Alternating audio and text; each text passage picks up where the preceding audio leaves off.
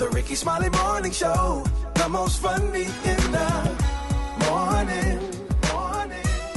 It's the Rickey Smiley Morning Show. Just another day that the Lord has made. Let us rejoice and be glad in it. God is good all the time, and all the time God is good. Ladies and gentlemen, we got the senior pastor of Friendship West Missionary Baptist Church, Dallas, Texas, Pastor Frederick Douglass Haynes. We happy to have you this morning. Pastor Haynes.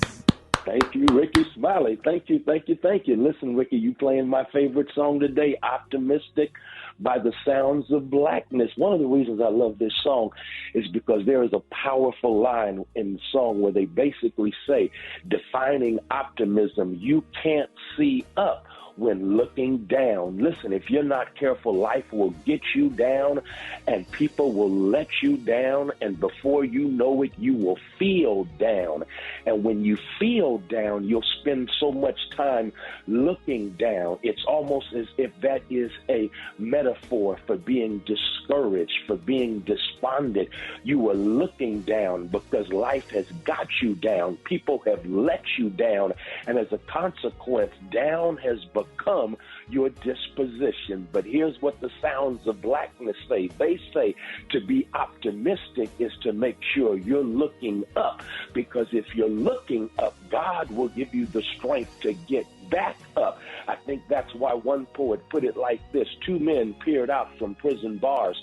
One saw mud, the other saw stars. Both of them were in jail, but one looked down and saw nothing but muck and mire. The other one looked up and beheld the constellation of the stars that bedeck the heavens as bling bling of eternity. I want to know, are you going to be a mud watcher, or are you going to look up? Because when you look up, that's when you have the strength to get up. When you look up, watch this, it redirects your energy so that, watch this, everything you are doing now flows in the direction that you are looking. And so whatever else you do, please keep in mind the Sounds of Blackness is on to something when they say you can't see up when looking down. So make sure that you look up, and God will give you the strength to get up. Look up, and before you know it, everything you're doing will move in the direction that you are looking. News headlines, entertainment, sports. It's the front page on the Rickey Smiley Morning Show. 11 minutes after the top of the hour. Good morning. It is front page time. Maria, what's happening? Good morning, Rock-T. Good morning, RSMS family. Here's what's happening in news. Hamas released 2 elderly hostages on Monday, bringing the total to 4. The Palestinian militant organization announced the release of the International Committee of the Red Cross also confirmed the news. Now, one of the 2 Israeli hostages released described being kidnapped and taken to a tunnel in Gaza, saying, "I went through hell." Meanwhile, the humanitarian crisis is deepening for the 2.2 million people trapped inside Gaza, with the doctor at the largest hospital warning it will become a mass grave if fuel runs out. In other news, your favorite guilty pleasure snack may be just as addictive as cigarettes or heroin, according to a new study. An analyst of 281 studies in 36 countries published in the British Medical Journal this month found that your inability to put down the ice cream, chips, and candy may have less to do with your self-control and more to do with the addictive quality of ultra-processed foods, also known as UPFs. Lastly, y'all, does Mother Really Know Best? A new Tinder feature allows parents to view and suggest potential matches to 15 friends or relatives. Now, those relatives have 24 hours to swipe right or left on a user's potential match. Once the 24 hours are up, users can see who got mom's seal of approval and who got the boot. Very interesting there. I'm Maria Moore, and that's a quick rundown of this morning's headlines. For more news, visit RickeySmileyMorningShow.com. Rock T, what's going on in sports? Starts the third and drives one the other way. Down the line, if it's fair, he's got another! He does! Adolis Garcia owning October! Yeah, man, that's the sounds of right fielder of the Texas Rangers, Adolis Garcia, hitting another home run. He wins the MVP and helps the Texas Rangers advance to the World Series for the first time since 2011. They demolished the Houston Astros and dethroned as the American League champions right there. Milwaukee Bucks superstar Giannis Antetokounmpo signs a new contract extension, 3 years, $186 million. Now, check this out. It's the same length contract as his new teammate, Damian Lillard. So we at least get to see them play together for 3 years. So that's going to be dope for Milwaukee right there.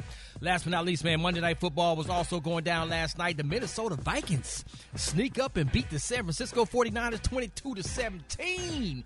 That's the second loss for the 49ers right there. It's quick sports report. What up there, Gary? All right, y'all. Lauryn Hill, she's back. Baby Miss Lauryn Hill says she's, honey, looking out for her health right now, so she canceled her Sunday show in Philadelphia, honey, due to, she said the doctor told her, honey, to rest her voice, and that's what she said she was going to do, baby. She's resting her vocal cords because she want to add no more damage to them. She said, on the advice of my physician, I have no choice but to postpone the show, honey. Now, everybody's saying, okay, girl, you need to rest your voice again to prevent any serious strain. But Miss Hill, honey, this girl been showing up late all the time. So, honey, she had to rest her voice when she was late. You would think, honey, so by the time she got there, she would be ready to perform. But anyway, we're going to pray for Lauryn Hill, honey, and hopefully her voice gets better. And she said she looked forward to giving you the show that you deserve with a fully recovered and healthy voice, honey. So there you go, Miss Lauryn Hill. All right, the Kahlua today is one of my favorite Kahluas. My Kahlua today, y'all, is cinnamon cider. On the high end, you say cinnamon cider, and on the low end, you say beautiful peach. That's your Kahlua for the day. Brad, what you got coming up in the hot spot? Coming up next in the hot spot, Jay-Z reveals if you should take the $500,000 or lunch with him. Up next on the Rickey Smiley Morning Show.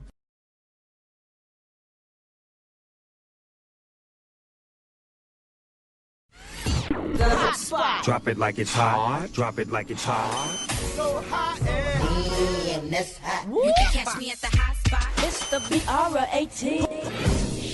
Shut your Bob Barker sound. Hey, time right now is 29 before the top of the hour. It is time for the hot spot. What up, Brad? What up, Ricky? What is you talking about? Who sound like Bob Barker? Special K. You stupid. Good morning, everybody. I'm your girl, Brad Tat, and this is the hot spot where we bring you music, movies, and more. So let's get off into it. Well, y'all, Jay-Z has finally weighed in on one of the internet's most favorite debates. When asked by Gayle King of CBS News if it was smarter to take $500,000 in cash or have lunch with Jay-Z, he quickly replied, "You got to take the money." Even after King explained the other side of the argument, that the insight you get from the meal could be worth more than $500,000, the hip-hop mogul insisted that any wisdom he might have to offer is already contained in his music. He said, "You've got all the music for $10.99. Like, take the $500 and go buy some albums and listen to the albums. It's all there. If you piece it together, you really listen to the music for the words, for what it is, it's all there." The bag of cash or dinner with Jay-Z? That question has been circulating on social media since 2017. Yeah. Check this out. It was sparking endless conversation. Check this out, y'all. You got to take the money. What I'm going to say? Yeah, I mean, everything that I'm going to say. No, only because people say you take lunch with Jay-Z because the wisdom that you would get from him would be so beneficial to you. You would take the money? Yeah, because you got all that in the music for $10.99. That's a bad deal. I wouldn't tell you to cut a bad deal. Like, I don't take know. the $500,000, go buy some albums and listen to the albums. It's all there. Okay. If you piece it together and really listen to the music for the words, there's the blueprint. The blueprint, literally, to me and my life and my journey is there already. Yeah, but I feel like somebody wouldn't want to have to piece something together. They would probably just prefer to sit down and have a conversation with him and collect some gems if they didn't want the $500,000. What would y'all do? That's what I said yesterday. Remember, I said I would take the dinner. Yeah. Take the dinner. Just yesterday. A lot of his gems are also on YouTube. Like he's done a lot of interviews and he shares a lot of his story and what he does. So I'm like, man, I'm with him. So what's the other option again? Take the dinner or what? Take $500,000 in cash or sit down and have lunch with him and, soak up some gems and get some good conversation and may learn something that... Give me $500,000 because for $20,000 I can buy some gems. You so stupid. You almost cussed. You're so stupid. Oh, my God. Last but not least, y'all, Rihanna is planning a world tour for 2024-25 after signing a deal with Live Nation and intends to release her first album or possibly albums since 2016 as well. Her creative team is quietly at work in Los Angeles, putting it all together as she raises her family, a source told The Mirror. She'll press play on the live show once she's ready to go back to work and has 2 albums worth of material to release once she's back. Rihanna last performed at the 2023 Super Bowl halftime show and had a song on the Black Panther soundtrack, Wakanda Forever, but otherwise she's been concentrating on her billion-dollar Fenty empire. Let me say that again. Her billion-dollar Fenty empire and having 2 babies with A$AP Rocky. So congratulations to her, and we would love to see her on tour. All right, y'all, we're going to wrap up the hot spot on that note, but coming up next, why don't y'all hit us up with them wake-up calls at 866-9-RICKY. That's 866-9-RICKEY. The time now is 26 minutes before the top of the hour. It's the Rickey Smiley Morning Show. Ricky, so check it out. Nobody wants to be on vacation, right? And then get a call from their neighbor saying, "Hey, did you hire somebody to tear your house down?"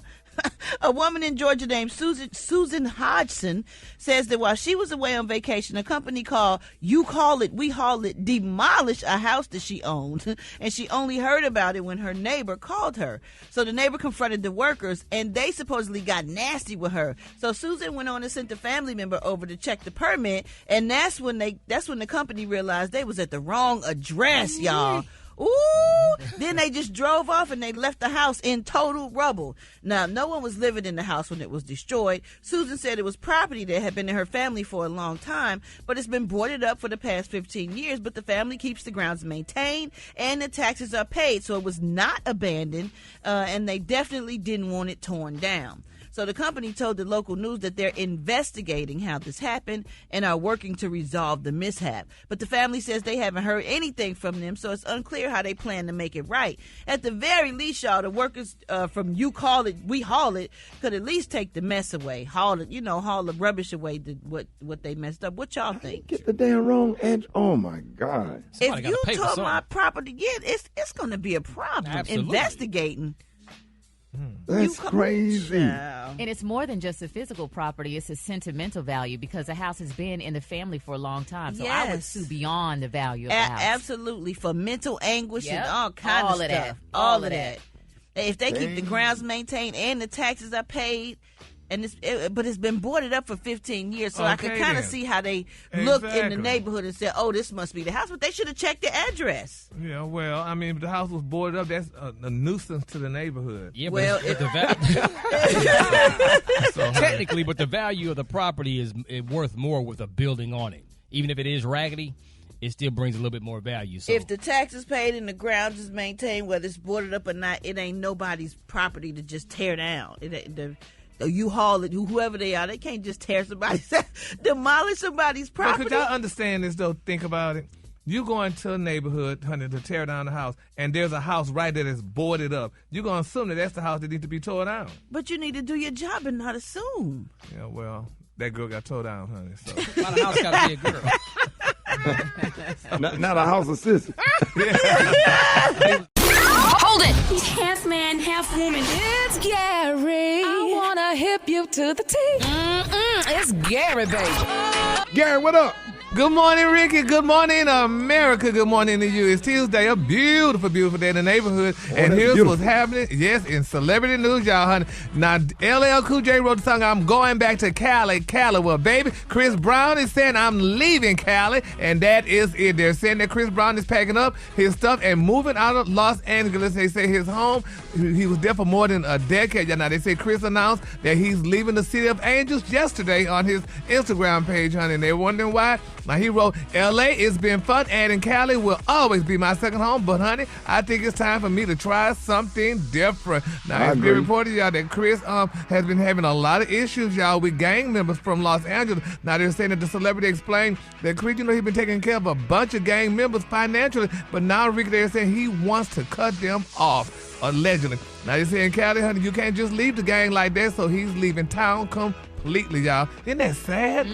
He's leaving Beverly Hills and all that wonderful stuff. It just makes sense because you got to pay the gang members. People keep breaking in his house, and LA ain't like it was back in the day when it was like you become a celebrity, and it was grand, and you felt safe, protected. He can go somewhere, he ain't got to worry about the media following him around and all that kind of stuff. You know, you come to Texas, ain't nobody gonna bother. He'll be safe in Texas, that's for sure. Oh yeah, most definitely. Yeah. If we go to Atlanta, I think they say Atlanta be the place. No. Yeah. But anyway, honey, wherever he goes, I'm sure he's gonna be happy and safe. Be in Atlanta. No. Yeah, but he could join the rest of the celebrities in Atlanta. He could go to Bankhead and live a wonderful life and do well and get him a good big mansion. Getting robbed in California, getting robbed in Atlanta. No. Well, wherever Chris goes, like Columbus, Ohio. Yeah. If I was him, I'd move the Port Arthur, Texas, baby. That's the best place to be. Oh, yeah, that's the safest place. It is. So, honey, do what you got to do, Chris. All right, moving on in other celebrity news, y'all. Now, Ricky, this is something for you people that's kind of well-to-do, honey, and have children. Now, Michael Irvin, y'all, is speaking out, and it really saddens my heart. But he's calling out his son, y'all. Now, they're saying his son he has a song of Thug Life. He talking about his son decided he wanted to be a rapper and stuff. And he said, people talk about Tom Hanks' son, Chet, and, then you got T.I.'s son, King. And all these rich people kids wants to be thugs and whatever and rap about thug life, and they never lived that life. So Michael Irvin is calling out his son, and a lot of people are sad about it. Here's what Michael had to say. I do. My son raps. His name is Tut Tarantino. Wait, what? My son, right? What's his name? He raps under Tut Tarantino. His real name is Elijah Irvin. Okay. But listen, get this out. I swear, if you go on iTunes and listen to him, he raps about some of the hardest stuff in the world. And I say to him, son, you grew up in a 20,000 square foot gated community home. How could you rap this stuff? Where does this stuff come from? You know what I mean? Your son is using your childhood to rap about. Oh, my God, right. I worked hard to get you out of this, and you rapping right back to it. What is going on? It blows my mind, man. He called him out. I love it. Sad, though, Ricky. No, I ain't sad. It's right. How that's right? He calling out his son. I mean, if his son going around want to be a rapper and a thug, and now he didn't publicly humiliated this child. That's not a good look. He ain't got no street cred after that. I know. It's over. That is sad, though. I mean, I feel so bad for his son, but Michael's telling it out. A lot of people say, a lot of kids, celebrity kids, they grew up filthy rich, honey. Then they want to be, honey, like their friends that's less fortunate, what have you. And that's what I guess his son's going through. That's like that basketball player that was waving the gun on Instagram. What was his name again, Rock? The guy that was. Oh, John Morant. Yeah, man. Mm-hmm. So why? I mean, why would you do something like that? I guess because everybody want to be hard these days. So, honey, everybody want that street cred, Gary. For whatever it's worth, they want that street cred. You need to chase that peace cred. How about that? Message. Yeah, give me some of that money your family got. But anyway, congratulations to Tut Tarantino, honey. All right, the Kahlua today, honey, is one of my favorite Kahlua. My Kahlua today is cinnamon cider. On the high end, you say cinnamon cider, and on the low end, you say beautiful peach. That's your Kahlua for today. All right, y'all give it up for Gary with the G.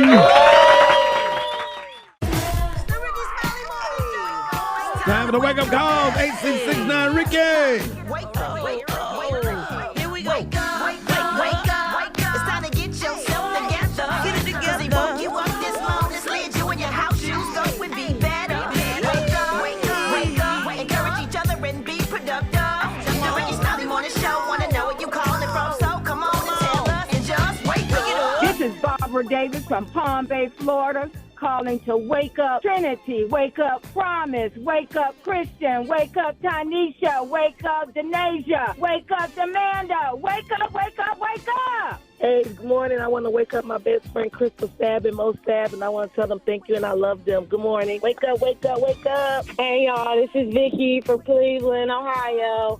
I want to wake up my daughter Pretty, my nieces, Marae, Dreamer, Anna, Mayana, and everybody in the Cleveland Metropolitan School District. Wake up, wake up, wake up. What's yours? 'Cause we gon' let them know. Let them know when you at Portland. Wake up. In Charlotte. Wake up. In Raleigh. Wake up. Wake up, wake up, wake up. Come on, Baltimore. Wake up. In Nashville. Wake up. Indianapolis. Wake up. Wake up, wake up, wake up.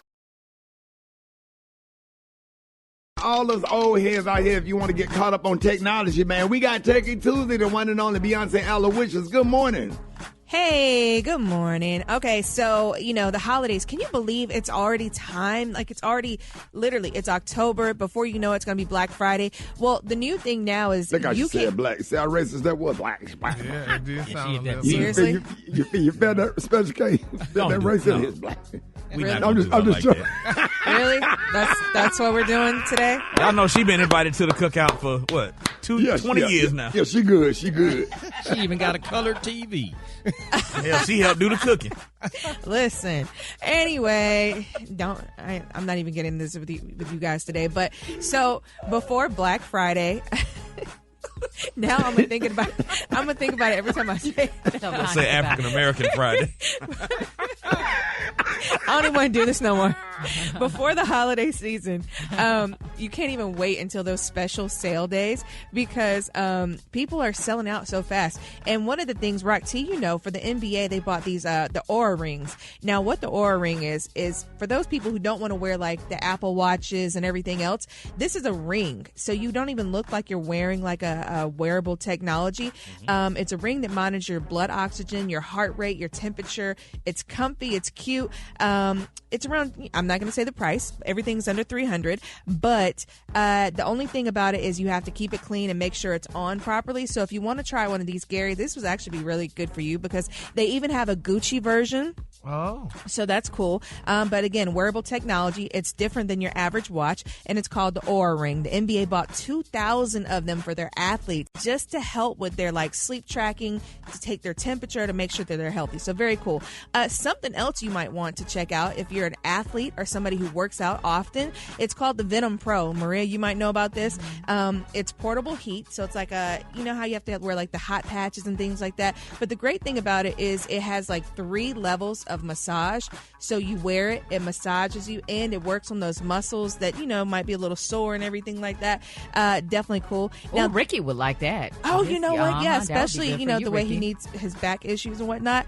Now, if you have a student or a college student, high school student, this might be a great gift for you. It's called the Moleskine Smart Set Notebook. Now, what it is, it's actual paper, and you write on it, and it takes your notes, and it digitally transfers it so that you can use it on your actual laptop and whatnot. So if you're in class, you're writing notes and everything, because some people don't like to type. They actually like to write things out. It will transfer your notes for you. So also a great gift for somebody. Now, if you're looking for somebody older or somebody who's really into nature, it's called the Bird Buddy Smart Feeder. I thought this was different because I'm trying to find different gifts, not like your average thing that you would get somebody. Things like for my grandmother, I think this is really cool. It's a bird feeder. It has a camera. So when the bird comes up, it actually takes a picture and monitors the birds for them. So something different. Now, for kids, I've always talked about coding and stuff like this and why it's important to get our kids active in coding because, now with technology, this is the route that everyone goes to. One of my favorite coding smart kits is called the Osmo. Why is the Osmo cool? It has so many great games. It teaches them about coding and how to implement it with them actually not feeling like they're learning. So Osmo has great games. It's from age 5 to 10, so definitely something for the kids. And it's really, really affordable. I mean, they range from anywhere from $40 all the way to $100. So if you have kids, they're interested in technology, I love the Osmo. And if you have a cooker, someone like Ricky who likes to grill, well, there's the Meter Plus. It's Meter Plus. And what it is, it's a smart thermostat that you can put in your meat. It tells you all about it. If you're not cooking at the right temperature, if you need to increase it. And this is why I put this. This is just keep going, Beyonce. Listen. I already knew Rock and Ricky. You know what? You can follow me at Beyonce ATL. I'm a post. Put it in your meat, huh? Follow me, Beyonce ATL. I'm not condoning any of their foolery. Premium wireless smart meat thermometer. You can make sure that you're cooking your meat correctly.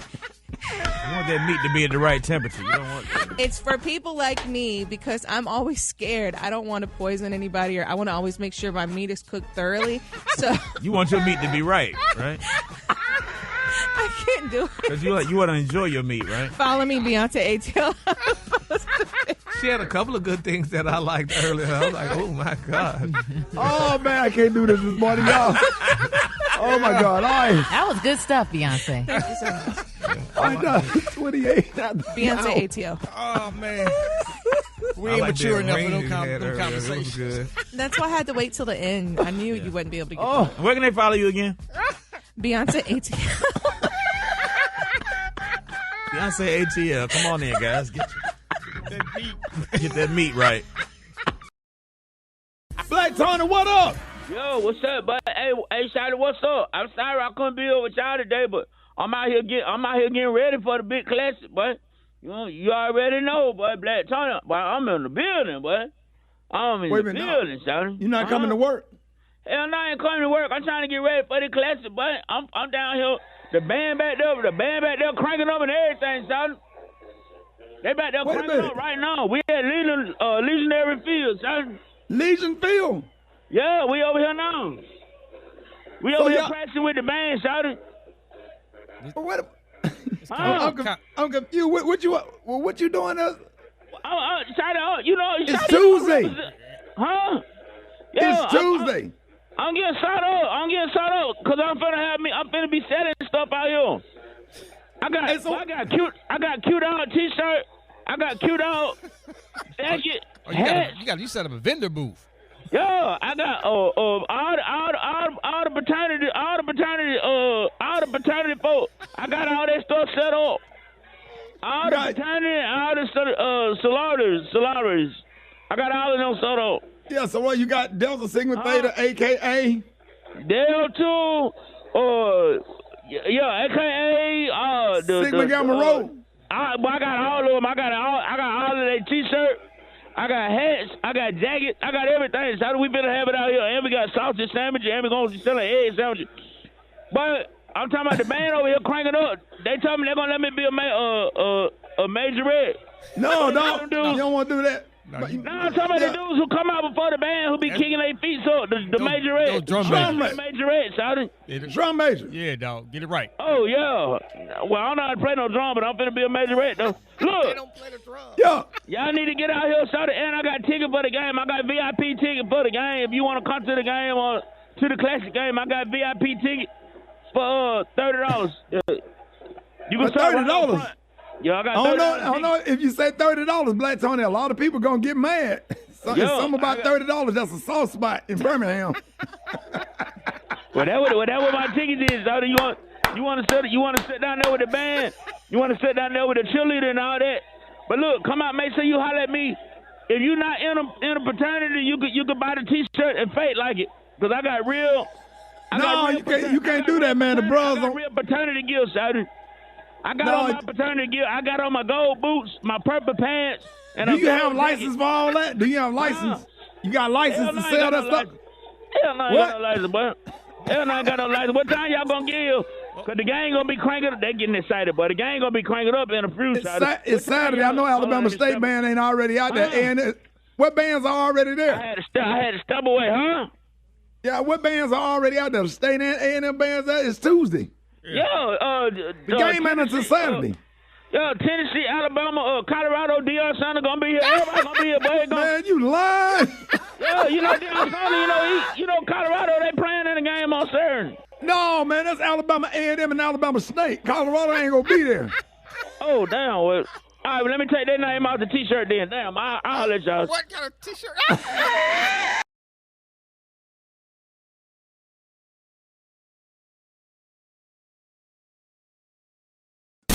Hold it! He's half man, half woman. It's Gary. I wanna hip you to the T. It's Gary, baby.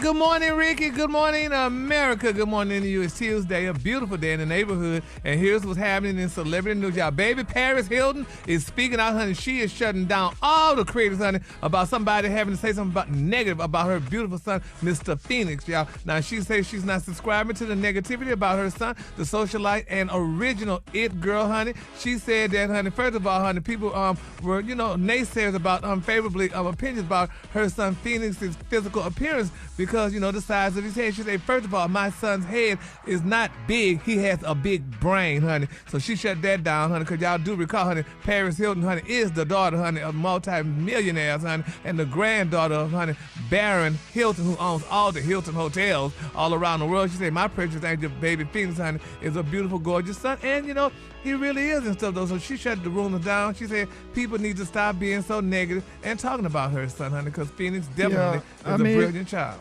It took a lot of us a long time to grow into our heads. I mean, I was one of those babies that had a real big-ass head, and I got the pictures to prove it. But, I used to get teased all the time, Yeah. So my cousin Alvin used to call me Mr. Magoo. Yeah, if y'all remember that cartoon. Oh, yeah, remember Mr. Magoo, honey. Yeah. I had a big head, too, Gary. So, yeah.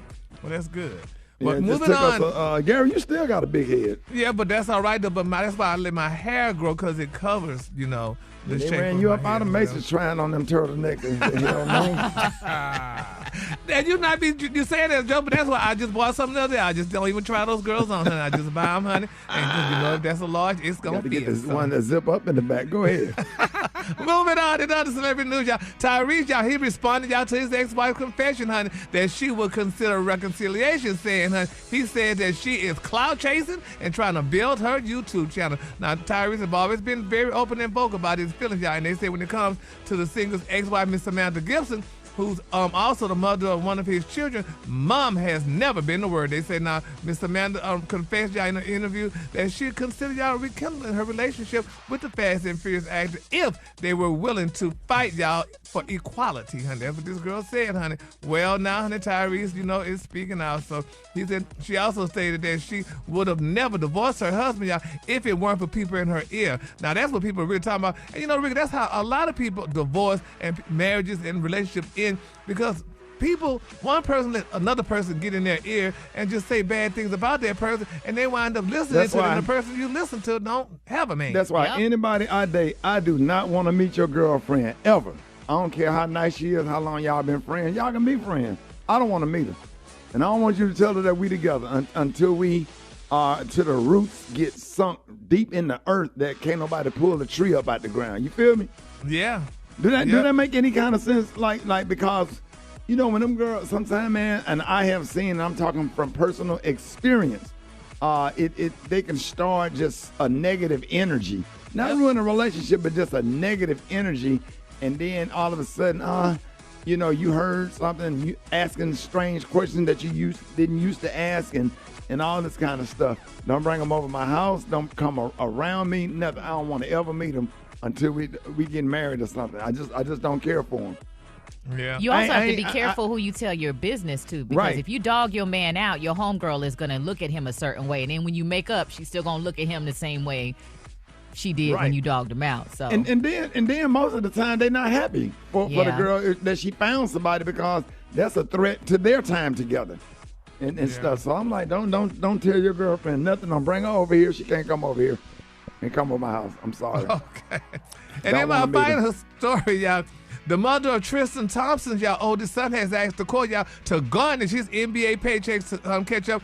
He's missing on child support. Now, Miss Jordan Craig, she's the mother of Tristan's son, Prince. Now, she is accustomed, y'all, to a luxurious lifestyle that requires consistent cash flow, to maintain her lifestyle. But in court documents obtained by Daily Mail, they said Jordan claimed that Tristan, y'all, has missed or made partial payments since 2022, and that child needs his money, and she needs her money. Now, they said from February to July, Tristan made 6 measly payments, y'all, of $14,500, with his largest payment being only $29,000 back in August. Now, he only sent half of what he owed in November, paid in full the following month, and nothing, y'all, poor thing, nothing in January. Now, Jordan was forced, y'all, to cut back on her lavish shopping sprees and her Caribbean vacations, honey, with the kids. Now, they're saying that, in September, Tristan re-signed with the Cleveland Cavaliers for a 1-year contract worth reportedly $3.2 million, far less than that $17 million that he previously earned. Now, Tristan reportedly cheated on Jordan, y'all, with Khloe Kardashian when Jordan, y'all, was pregnant with poor baby little Prince, honey, and stuff. And, Khloe recently allowed Tristan, y'all, to move into her Calabasas mansion with his special needs brother, Amari, after their mama died of a heart attack in Toronto County in January. Now, Amari, y'all, has neurological disorder and suffers from epileptic seizures. Now, Tristan is also the father to Khloe's daughter, True, which is 5 years old, and son Tatum, y'all, who was born on July 28th. Now, he acknowledged y'all fathering the son with a California woman back in 2021, but Jordan needs her money. And he needs to pay her because she has to raise her son. And like I said, and like the story said, that woman is used to a luxurious lifestyle. She's used to having the finer things out of life. And I think Tristan should go ahead and pay her and not listen to what Chloe is saying to him. She, in his ear, was stopping him from paying his doggone child support to his first child's mother. And that's a sad look, y'all. Ooh, that's a lot of mess. Ain't it a lot? That's a whole lot of mess. I can't stand stuff like that. Stuff like that. Just all them details and this and the brother got in the sick and baby mama ain't that's too much. Yeah, I'm so glad I'm past all of that stuff. That made my nerves, but that made me feel terrible just now. Damn. Really? Well, we just need to pray Brett, for did that get on your nerves? Yes, it did. It's just too much. It's too many pieces and much money and he did this and she did that and he won't pay and he got the money and she need this much and this ain't taking care of her, it's just taking care of the kid. And oh my God, it's too much. Yeah, That's and with that being said, the clue today is cinnamon cider. On the high end, you say cinnamon cider, and on the low end, you say beautiful peach. I feel sorry for like a Jordan. rap Pray verse. for her. Okay. Cinnamon cider and peach. Yeah. Delicious, beautiful color. Say what, girl? It's a beautiful color. Just picture it. Cinnamon cider, beautiful peach. I'm going to wear that color tomorrow. No one cares. Y'all give it up for Gary with the T. The Rickey Smiley Morning Show. It's the front page news. It's what's trending now. Listen, although COVID-19 pandemic was a few years ago, the effects on the education system is still lingering. Now, videos are circulating throughout social media of teachers coming clean about their students' education level and lack thereof. Now, according to teachers, the reality is the students have fallen a full 3 grade levels behind. Not only are they not performing at their correct grade level, but their behaviors have also been on the decline. Teachers are frustrated and blame the school system for continuing to pass the students while not doing anything to get them back on track. Here's what they had to say. But I don't understand why they're not stressing to y'all how bad it is. I'm going to just say this. I teach 7th grade. They are still performing on the 4th grade level. Ain't nobody talking about how they just keep moving, passing them on. They just keep passing them on, passing them on, passing them on. I can put as many zeros in this grade book as I want to. They're going to move that child to the 8th grade next year. Because I also teach 7th grade, and we have kids that have math grade level equivalents of 1st and 2nd grade, 3rd grade, many at 4th grade, very few at grade level, if any. These kids can't read. They can't decode. They have no vocabulary, no background knowledge. I've never seen anything like it. And they just keep passing the kids grade to grade to grade, hoping that it's just going to magically resolve.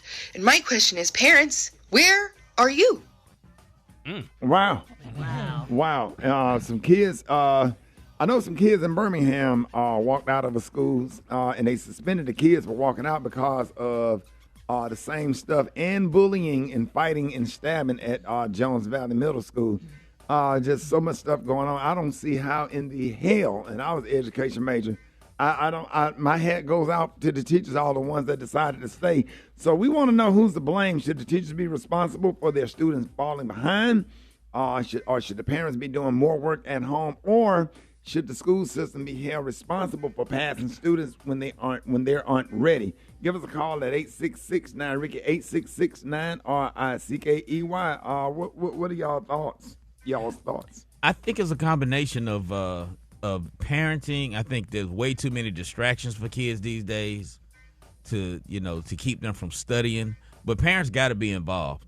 Parents got to be involved and work with these teachers. It ain't all on the teachers. Do y'all think it's an entitled generation? Because man, the way these kids act is unbelievable. I never seen, and I'm looking at the kids like I never would have been able to get away with any of the stuff that these kids get to do. Well, school systems also are a little bit of the blame because there's like accolades that they receive. They get a certain amount of funding depending on how well their students achieve. And so the more that pass, the more that move on, the more that graduate. That means, okay, this school system must be doing some pretty good things with our kids. Yeah, it's sad, but that's what happened. Remember, it wasn't a big scandal here where the people, the superintendent in the school district was cheating grades. That was a big scandal in the so that was a big Georgia. thing. So if the schools don't pass them, honey, they don't. They get a bad grade and they can't get no funding or whatever. But I think it should start at home too. Though the parents, at least in this day and time, when I was growing up, my parents didn't have that much of an education to really just help us as much, but they did the best they could. Now the kids today parents know much more now than our parents did, or should I say than my parents did, so they should help these kids, honey, do the homework. What the damn problem is you can't correct. You can't say no. In some school systems, you're not even allowed to tell a child no. Yep. You know, that's crazy. Let's go to the phones. 8669 Ricky, good morning. Hi, I'm calling from Indianapolis, Indiana, and my answer is that everyone in the administration should absolutely be fired. Unacceptable for all those students to be falling behind like that. Parents do play a role as well, but that administration, that's what they get paid for. That school system, that's what they get paid for, to ensure that those students are getting the very best education. So there's a disconnect somewhere. And I do believe parents hold a responsibility as well, because they get all the updates as well. But that school system, somebody got to go, and that's from the head, from the head to the bottom. Somebody got to go. Hey, I'm Camilla. I'm calling from North Carolina. I feel like it's kind of both parties' fault. The school system is a business in a sense, so they're not going to be but so honest. With my own child, I had to hold him back in second grade because I did not feel like he was proficient, but they were going to pass him. So I just think parents, everybody has to take their time to really prioritize and be realistic about your child and their situation. I'm calling from Tampa, Florida. I'm an ex-juvenile correction officer on the schooling. It's all, I think they saying blame it on the teachers and everybody else. You got to blame it on the parents, because it started at home. When we get them kids, and when them kids come into the juvenile facility, they don't know nothing or half of the stuff. It comes from the parents. Man, this is Big Al calling from Raleigh. The reason why the kids is falling behind is because the parents are not taking an active approach in the education of their children. The teachers can't teach them everything. Right. So Ricky, I just wanted to add this real quick. I just did a parent-teacher conference with several of my daughter's teachers in middle school. And the thing that I don't like is all of the teachers allow these kids to turn their assignments in late. They accept it. There's no penalty. And I had to actually tell one of her teachers, fail her. Give her an F. Stop giving her second chances. Right. And that happened with my older son as well. And then when he went to college and his professors didn't do that, I mean, that rocked his world. And that is a very important life skill. Like, don't allow these kids to turn these assignments in late. But, I mean, I do agree with what Rock was saying, is that, you know, they have different stats and different, you know, numbers they need to achieve in terms of passing these kids. But no one is being hurt more than the kids. Right. That's a good point right there. I got my nephew on. That's a college professor, high school teacher, member of Beta Zeta Gamma Alpha Psi Fraternity Incorporated, Alabama State University, Deltrick Latham. Deltrick, talk to us, nephew. What up, boy? Hey, what's going on, Ricky, man? Good morning, man. Good morning. Hey, what do you see every day? Because, you know, we talk about this at least once a week. Yeah, we come in not too long ago. In reference to, good morning, everyone. I want to make sure I say good morning to everyone. But it's as far as the kids being passed on to next grade, that's called age appropriation. They can't have 14, 15-year-old kids to say, for instance, in the eighth grade of the 13 and 12-year-olds. So they for the school system, they pay age appropriation. They pass kids on a part of it because they can't have those older kids still lingering with those children. However, going to you guys' point, it's a multitude of things that you can blame, but I also think that it's parenting, not doing enough parenting or teaching at home. They're at home 16 hours. If we had a PTA meeting right now in our district, most of the parents don't show up, maybe 5 to 10%. However, if we took that child's phone, the parent comes up there immediately. So it's like the things that we want to, you know, in the school system, we want them to be healthy, we want them to be educated, but when they leave school, that's the last schooling they get for the rest of that day. There aren't a lot of parents that actually give them that mathematics or that reading or that English tutelage at home. And I'm not blaming parents because they have to work too, but it starts at the home. The school can only do so much.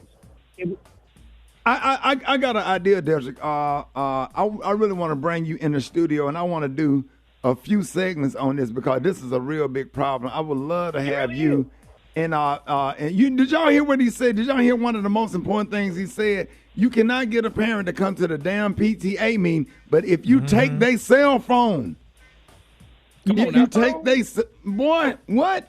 They are up there in the very next 30 minutes, even lower than that, flat, and that's a fact. And it shouldn't be that way, but it is. And that's a problem. We're gonna get you in the studio where we can really lay out. I want to just do a whole day, entire show, even on Jeff Johnson's segment, Mark Moriel's segment, the counselor segment. I want to do a full day on education and what's going on in our schools, because that's why a lot of stuff that's going on in the streets, why we can't get to enjoy what we want to enjoy because of lack of education and stuff. So we want to have more conversation. Deltrick, thank you, man. We're going to be talking more about that. More Rickey Smiley Morning Show coming up. All right, y'all, Rickey Smiley Morning Show. Usually we'll play a song right here, man, but everybody's so passionate about this conversation, so we don't want to kill the passion with radio formatics. And I just think it's appropriate, being that we care about the community and we care about what's going on with our kids. Maria was making a point. People are, it's like it's my frat brother, Brian White, hit me up on Messenger and said that the blame lies on all involved. When I say all, I mean the kids are to blame as well. The parents were exposed during COVID because many of them aren't equipped to help their children succeed. Now, the kids have not learned discipline or basic skills at home, and the system has forced teachers to allow students grace and mercy, especially with grades that don't exist in real life. Maria, what was your point? Yeah, I was just talking about how there's so many resources available for parents to track their kids' progress. There's a system called Parent View that Let's get another music bed. Parent View that they use in our county, where I can log in, I can see missing assignments, I can see her grades, I can see attendance, I can see everything that's happening. So I do agree that there's work that needs to be done on both sides. My husband and I have been active with PTA since our kids was in elementary school, and it's true. There's a very small percentage of parents that are actually involved in the PTA. You need to go up there. You need to make friends with other parents. Like, I know Simone's mama. I know Zoe's mama. I know the mother of the girls that hang out with my daughter. And another thing, look at extracurricular activities. Check your freaking emails. The school is always sending emails and saying, this is what's going on. These are the assignments. These are the things that are happening in the schools. And then on the flip side, teachers, man, kids in school now, they need to learn habits that they can take with them as adults. And if you allow them to turn assignments in late with no penalty, if you just let them skate by, what kind of adults are we allowing to enter into the world? You can't pay your bills late. You can't come to work late. And these are all skills. These are all habits that these kids need to develop at the school grade level. So I think it's both sides. We have to work together. And these are our future leaders. These are the people who are possibly running the country in the future. And what were you saying about your son? Make that point again, because I think that's very important. Yeah, so my son, he got good grades in middle school, and he's a smart kid. He went to an IB program, and there were many instances where he was turning his assignments in late. And it's an IB program. They're trying to keep their numbers up, trying to make the grades look good or whatever. And they would let him turn assignments in late. He goes to college. He got a scholarship and everything. And he was turning assignments in late. And the professors was like, we don't do that in college. And he got some Fs. And it became overwhelming. And he didn't know how to manage his work. And those were habits that he took with him into college. And my son is not in college right now. He had to withdraw from college for those reasons, along with other things. And I love my son, and I'm still proud of him. But I think his situation might have been different had he not gotten those passes in high school. And Maria, you were saying about your daughter. You wish that they would set some boundaries. What were you saying about your daughter? Like, you want her to feel it. Yeah, I just really need her to feel it. I need her to understand that you can get an F. You know, I still remember the first time I got a failing grade when I was at FAMU back in the 90s. You know, I remember what that felt like. And, I mean, it lit a fire in me. I'm like, I never want that to happen again because, you know, I needed to maintain a certain GPA. I was a first-generation college student, so I had specific standards that I had to maintain. I knew I wanted to go to grad school, but I needed to feel it.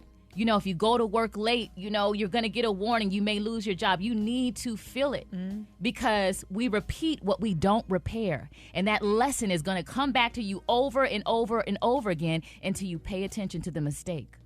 That's it. That's the Bible. Come on now. That's the Bible. You just laid out like the Bible of what the problem is. And like I said, the piggyback off of that, Maria, thank you for making those points. That is so real, and that is the problem.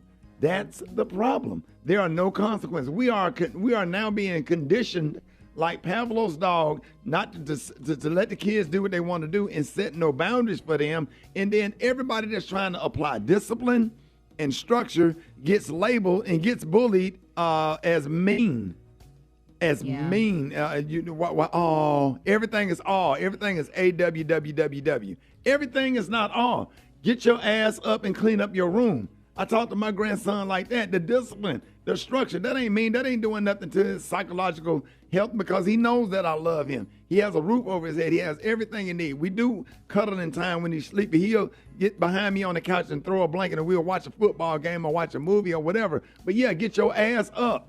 Well, I punch you in your chest. All that kind of stuff. Yeah, making him scared. He got something to be scared of. If he don't do what he's supposed to do or whatever at school, he know that he got problems when he get home. He gonna have to deal with me or he gonna have to deal with Miss Pat. It's a problem. That's why you getting the yes ma'am, no ma'am, yes sir, no sir, eye contact, handshaking. We ain't teaching this kind of stuff.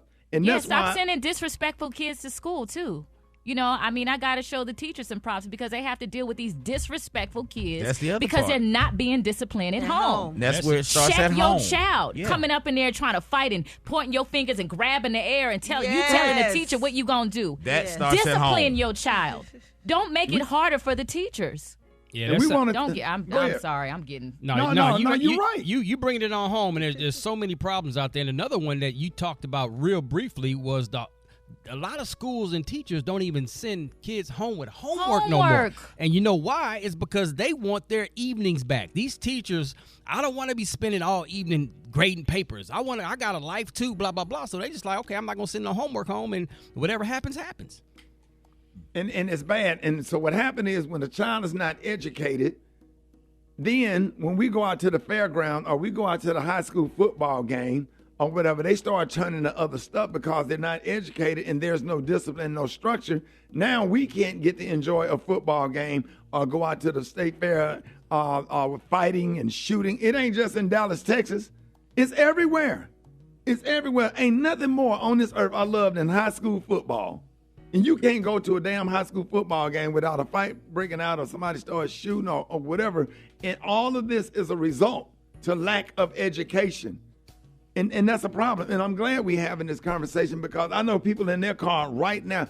Let me tell y'all something, all y'all parents out there. Man, please get involved because you don't want to have to bury your child, or you don't want to have to go and spend money on attorney fees trying to keep them out of prison. But if we don't establish the discipline and the structure and you get involved with your kids' education, we are sending them down the wrong road. And with some parents, we do everything right. We do the discipline, the structure, the education. They still go out there and do crazy stuff. But man, at least try. Just do your part. And it takes a community. Back in the day, if somebody said something to you, and call your grandparents, you'll get an ass whooping at school and you'll get an ass whooping at home. You got 2 whoopings for the day.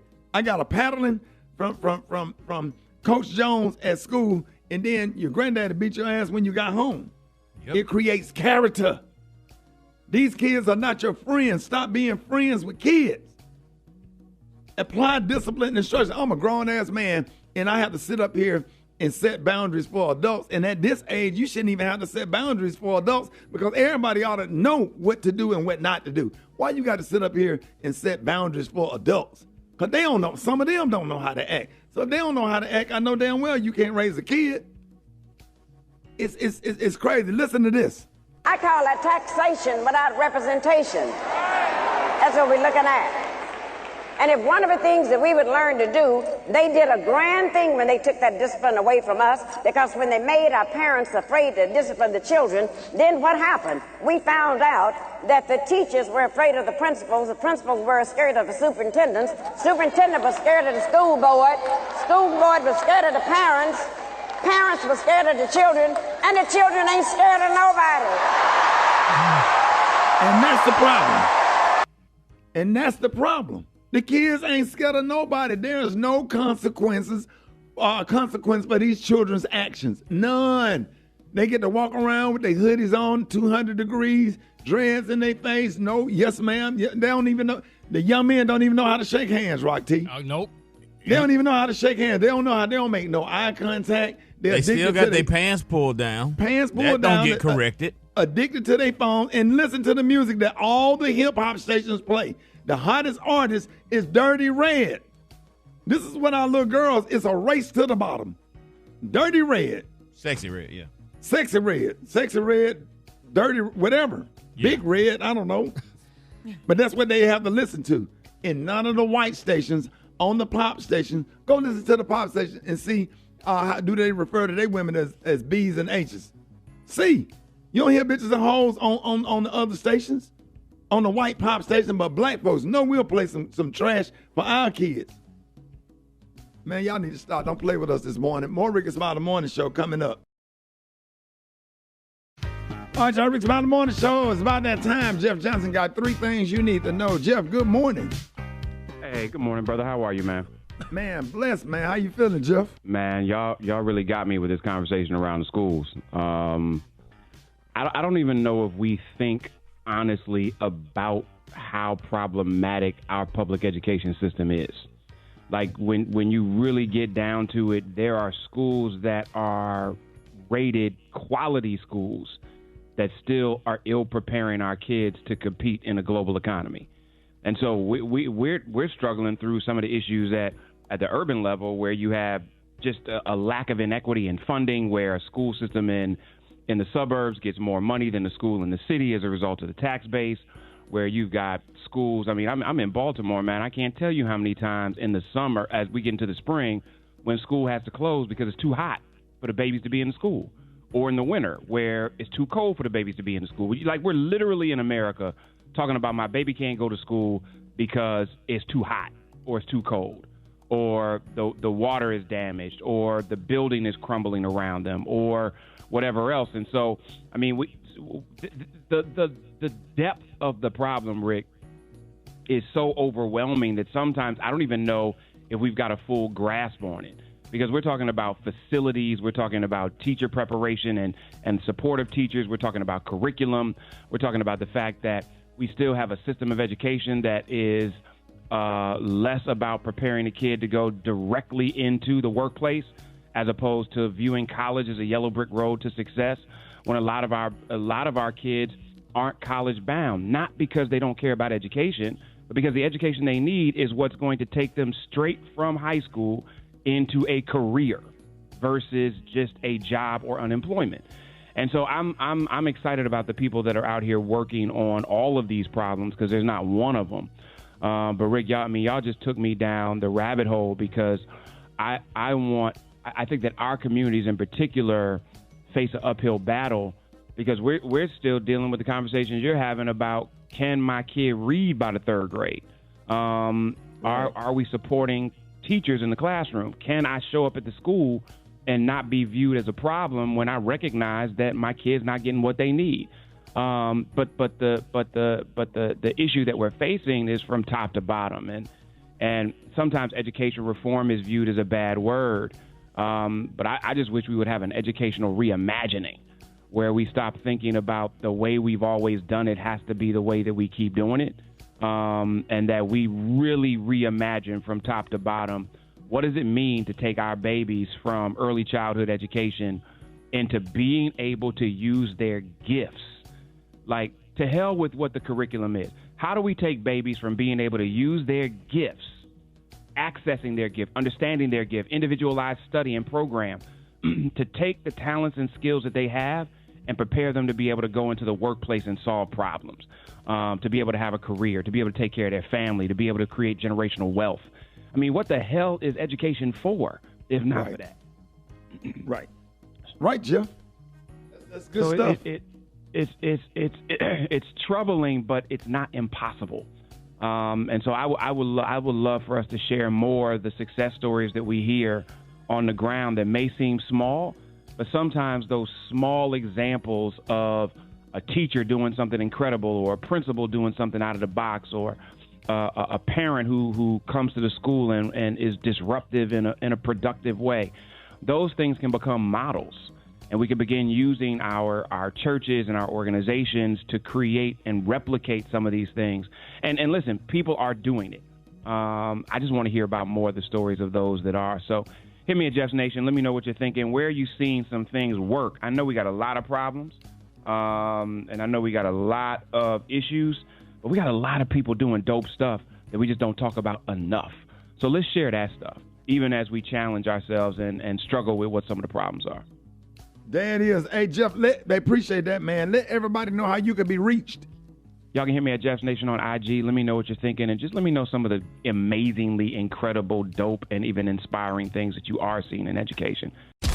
News headlines, entertainment, sports. It's the front page on the Rickey Smiley Morning Show. All right, Rickey Smiley Morning Show, 26 minutes after an hour. Y'all got your front page right here. Maria, good morning. Good morning, Ricky. Good morning, RSMS family. Here's what's happening in news. So an activist organization has wiped out $10 million in loan debt for about 3,000 former Morehouse College students. USA Today reported that the Debt Collective, a debtors union, worked with Morehouse and the Rolling Jubilee Fund to provide relief for 2,777 former students of the Atlanta-based historically black college for men. So props to them for that.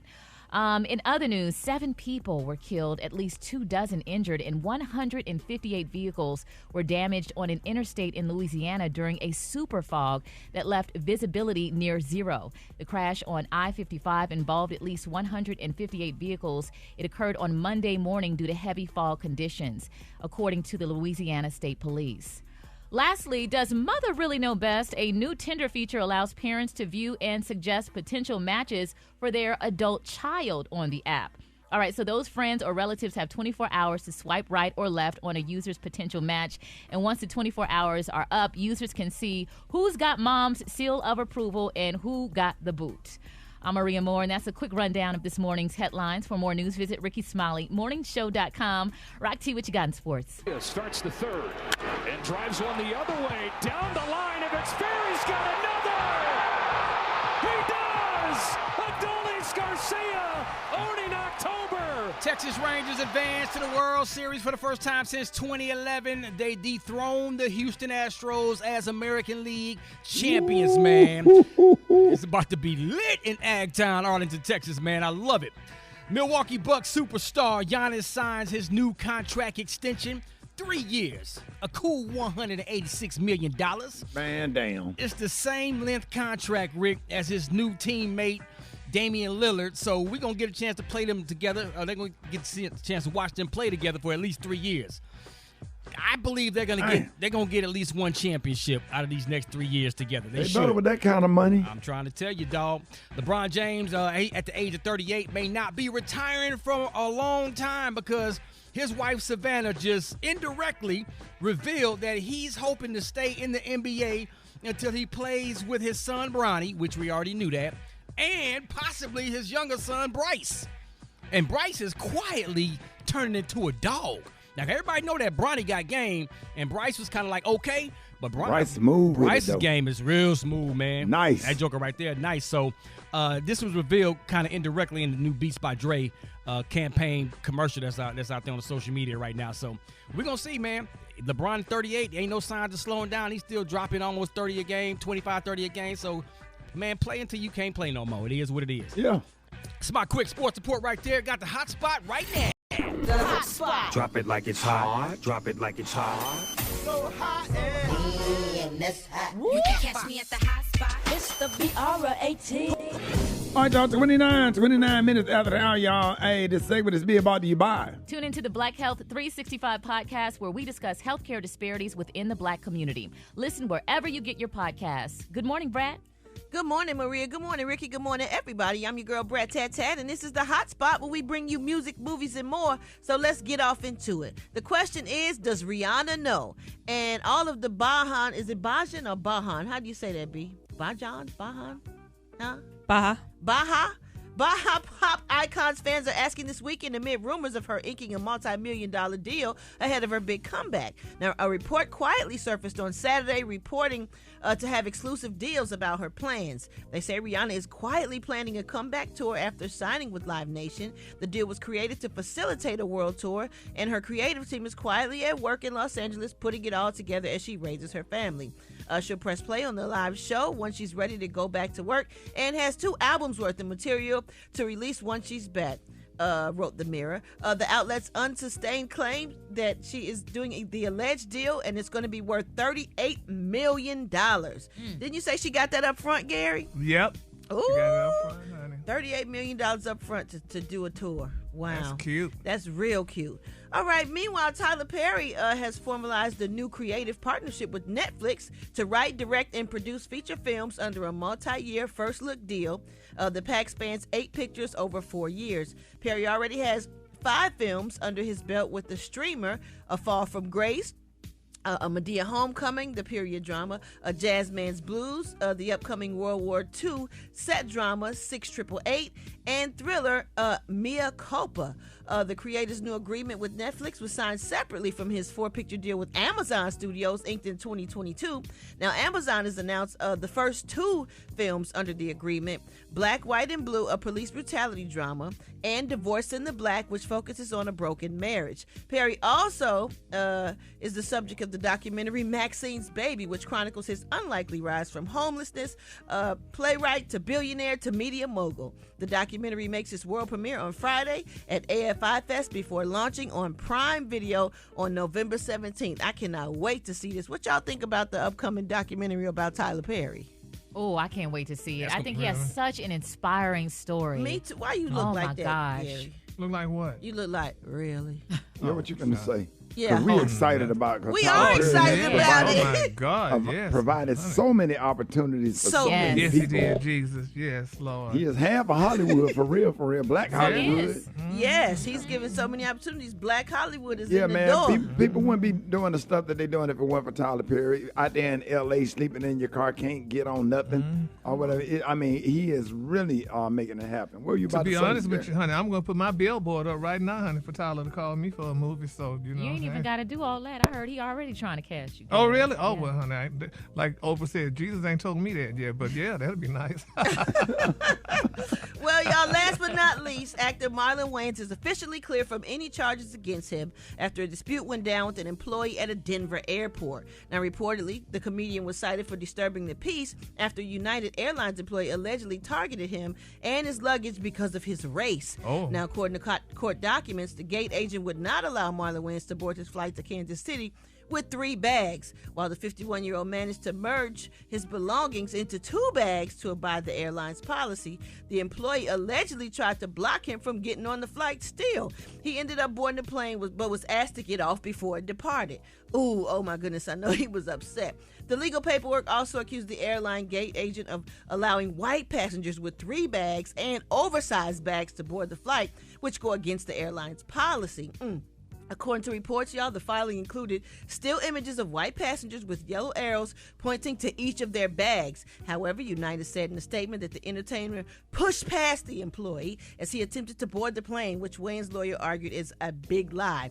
So despite the gate agent requesting the charges be pursued, Wayne's case was ultimately dismissed, and in a post he shared his thoughts on the case getting dropped and wrote, "Thanks to the CA in Denver and all the supporters. This was bull. I was targeted. This United employee cost me money. money, convenience, and time. Just because you wake up on the wrong side of the bed, it doesn't give you the right to be rude to customers. My apologies to the disappointed fans that was left hanging because of this incident. And whoever the customer service rep is that called me to enforce the policies that I did not break and defend the employee instead of protect the customer, you can find the gate agent and drive off the same damn cliff like Thelma and Louise. Yeah, I've been through that with these gate agents, and they are racist. So I understand what he went through. So we're gonna wrap up the hot spot on that note and keep Marlon Wayans in our prayers.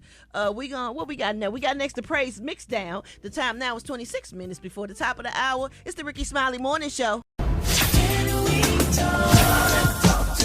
It's Talk It Out Tuesday with licensed professional counselor Unetta Spring.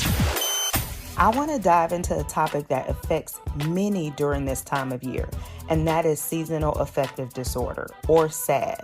So SAD is a type of depression that tends to rear its head around the fall and winter months. So check this out. Did y'all know that 5% of Americans experience SAD? And among that 5%, 40% are women. And what's even more telling, that is in January and February, they are noted as the toughest months for those who are dealing with SAD. So one of the primary reasons for the wintertime blues is the lack of sunlight. The less sunlight we're exposed to, the more severe our SAD symptoms can become, because sunlight plays a crucial role in helping us to produce vitamin D, and vitamin D has a significant impact on our mood.